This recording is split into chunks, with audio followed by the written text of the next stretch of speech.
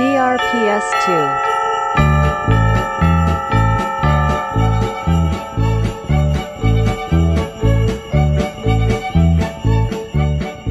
Isang pagbati po sa lahat ng tagapakinig ng radyo natin Paracale.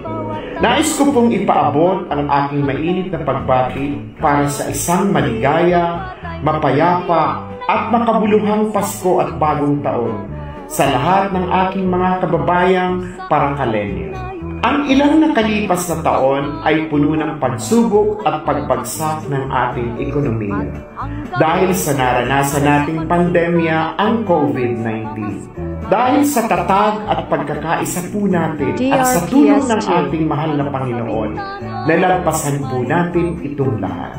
Sa ilalim ng pamumuno ng inyong lingkod, ang pamahalaang bayan ng Paracale ay patuloy na itinataguyod ang pag-unlad ng ekonomiya, seguridad at kapayapaan habang nilalabanan ang katiwalian at ang paglaganap ng mga ipinagbabawal na masamang gawain.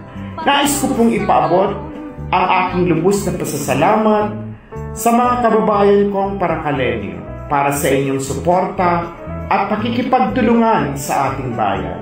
Kayo ang inspirasyon ko sa patuloy naming pagsusumikap na maghatid ng mahalagang serbisyo sa paglilingkod upang makamit ang isang mithiin ng isang bayan. Ngayong Kapaskuhan, hinihikayat ko ang aking mga kababayan na gunatain at ipagpasalamat ang mga biyaya na ating natanggap nitong nakalipas na taon.